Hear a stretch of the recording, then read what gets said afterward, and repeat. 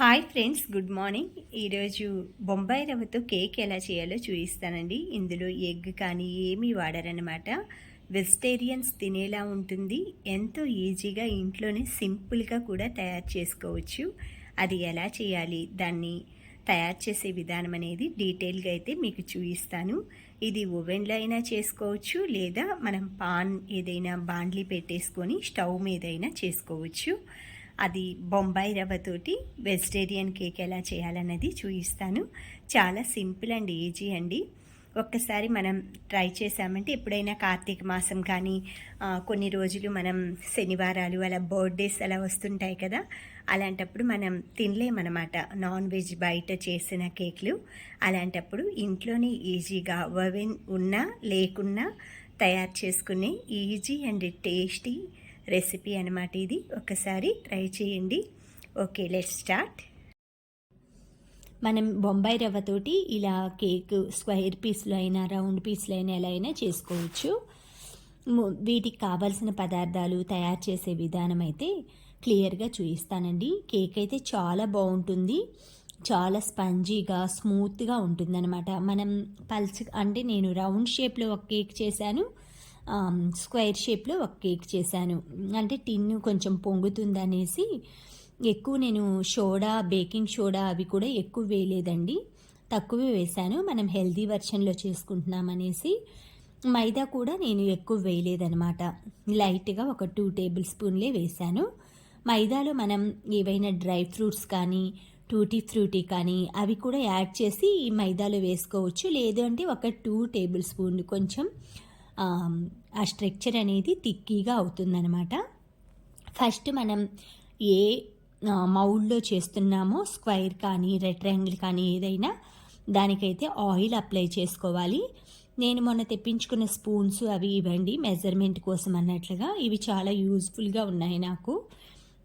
Even ఈ కొలతలే కాకుండా మనం ఏదైనా సరే స్నాక్స్ చేసుకునేప్పుడు కూడా కొలతలకి బాగా ఉపయోగపడుతున్నాయి.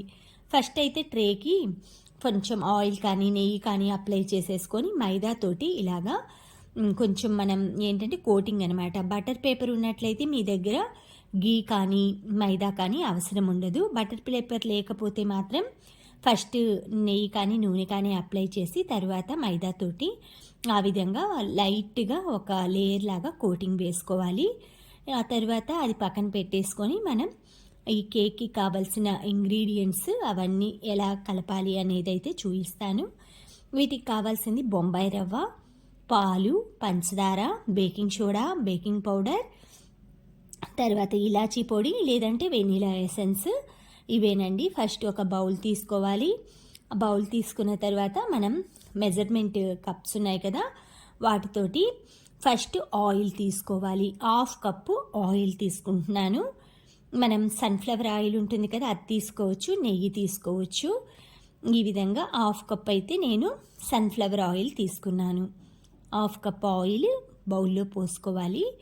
తర్వాత 1/2 కప్పు పెరుగు తీసుకోండి, లేదా పాలు, పచ్చి పాలండి. ఇవి చల్లగా ఉండాలన్నమాట. మీరు ఫ్రిడ్జ్లో అయినా తీసుకోండి, లేదంటే రూమ్ టెంపరేచర్ అయినా, వేడి మాత్రం తీసుకోవద్దు. 1/2 కప్పు మిల్క్, 1/2 కప్పు పెరుగండి. ఇది కూడా మనం తీయటి పెరుగు అయితే వాడుకుంటే చాలా బాగుంటుంది. 1/2 కప్పు పెరుగు అయితే యాడ్ చేస్తున్నాను. ఈ విధంగా మనం క్వాంటిటీ అవి కొలుచుకొని వేసుకోవటం వలన కేక్ అనేది చెడిపోయే అవకాశం లేకుండా ఉంటుందండి. బేకింగ్ సోడా, బేకింగ్ పౌడర్ మాత్రం లైట్గా వేసుకుంటాను, ఎక్కువైతే నేను వేయట్లేదు. సోడా ఉప్పు కూడా వేసుకోవచ్చు మీరు, కానీ బేకింగ్ పౌడర్ లాగా అయితే ఇది ఫ్లఫీగా రాదనమాట.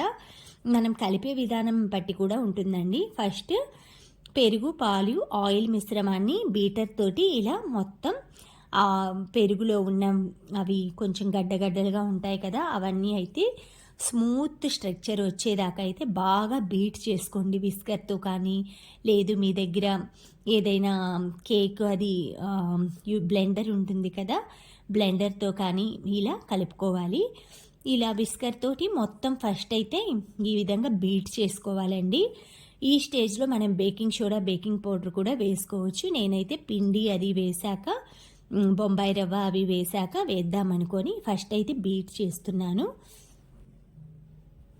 ఈ విధంగా మొత్తం అయితే సిల్కీ స్ట్రక్చర్ స్మూత్గా సిల్కీగా వస్తుందన్నమాట. ఆ స్ట్రక్చర్ వచ్చే వరకు అయితే బాగా బీట్ చేసుకోవాలి.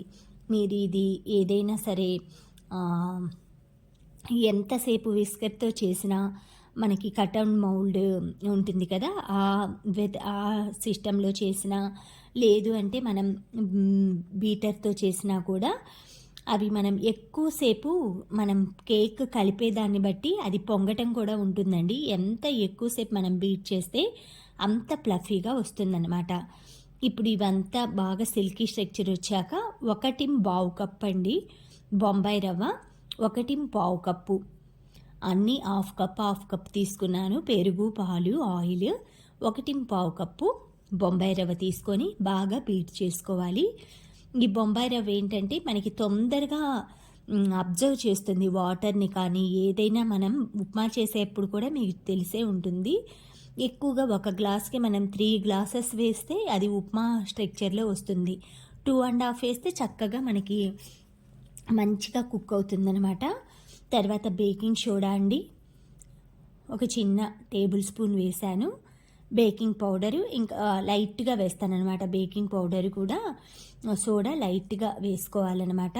అది కొంచెం పొరపాటున పడింది, చూసుకొని అయితే నేను తీసేసాను, తగ్గించి వేసుకున్నాను. మన క్వాంటిటీని బట్టి వేసుకోవాలి. ఎక్కువ వేసారంటే మనకి అది కొంచెం చేదు కూడా వస్తుందన్నమాట కేక్.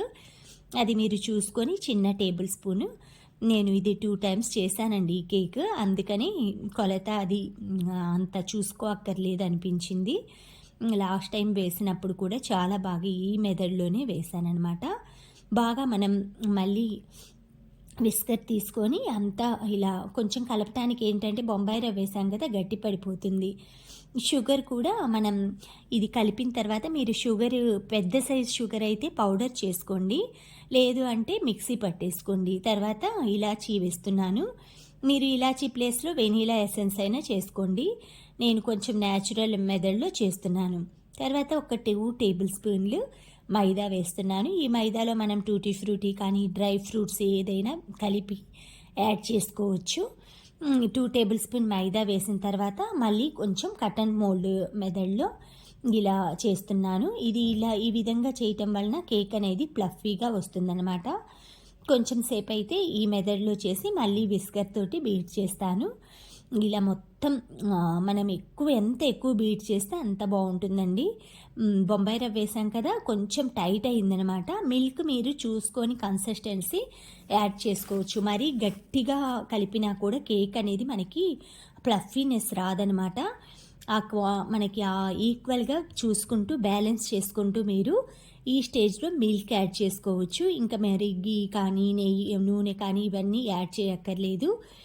మిల్క్ మాత్రమే కొంచెం యాడ్ చేశానండి. అంటే హాఫ్ కప్పు వేసాను కదా, 3/4 కప్పు టోటల్ క్వాంటిటీలో 3/4 కప్పు పాలు యూజ్ చేసినట్లు. ఇలా బీటర్ తోటి బాగా బీట్ చేయాలి. తర్వాత మనం ఫస్ట్ ఆయిల్ మైదా అప్లై చేసిన మౌల్డ్లో మీరు రౌండ్ కానీ ఇలా స్క్వైర్ రెక్టాంగిల్ టైప్లో అయినా తీసుకోవచ్చు. మొత్తం మిశ్రమాన్ని అందులో పోసేసుకొని నేను ఇంకొక కేక్ కూడా చేశానండి. ఇది అయిపోగానే రౌండ్ షేప్ కూడా చేసుకున్నాను. ఫస్ట్ ఈ విధంగా మొత్తం ఇందులోకి పోసేసుకున్నాను. అంటే ఫస్ట్ కొలతల ప్రకారం కొలుచుకొని ఒకటి అయిపోయాక ఒకటని, ఇది ఆఫ్ వచ్చింది కదా పొంగుతుందనేసి నేను మళ్ళీ ఇంకొక రౌండ్ ఉందన్నమాట నా దగ్గర కేక్ మౌల్డ్, అది కూడా చేసుకున్నాను. బొంబాయి రవ్వ ఏంటంటే మనకి పాడవదు. రవ్వ లడ్లు ఇలా చేసే బదులు ఈ విధంగా కేక్ చేసుకోవచ్చు. షుగర్ కూడా తక్కువ పడుతుందన్నమాట. షుగర్ వేసిన క్లిప్ అయితే మిస్ అయినట్లుందండి. షుగర్ కూడా 1 కప్పు క్వాంటిటీ వేసుకోవాలి 1.25 కప్పు రవ్వకి. ఫస్ట్ అయితే ప్రీహీట్ చేసేసుకొని 180 డిగ్రీస్లో ప్రీహీట్ అయిపోయిన తర్వాత 40 మినిట్స్ పెట్టుకున్నానండి టైము. ఆ 40 మినిట్స్కి బాగా చూసారు కదా, పై దాకా వచ్చేసింది. ఈ విధంగా మొత్తం అయితే కేక్ తయారైపోయిందండి. తీసి దీన్ని ఇట్లా డీమౌల్డ్ అంటే రివర్స్ చేసి వేశాను. ఈ విధంగా కొంచెం అంటుకుంది. అదే బటర్ పేపర్ అయితే ఈ కొంచెం కూడా అంటుకోకుండా వచ్చేది. నెక్స్ట్ టైం బటర్ పేపర్ తీసుకోవాలి. ఇది వచ్చేసి రౌండ్ కేక్ అన్నాను కదా, అదనమాట. ఇది కట్ చేసేసుకున్నాను. అది ఈవినింగ్ టైం కట్ చేసుకుంటాను. ఇలా ప్లఫీగా చాలా బాగా వచ్చిందండి. కేక్ అయితే స్మూత్గా అసలు ఎంత బాగుందో. మధ్యలో ఎక్కువ నేను సోడా అది ఎక్కువ వేయలేదనమాట. Thank you friends, thank you for watching.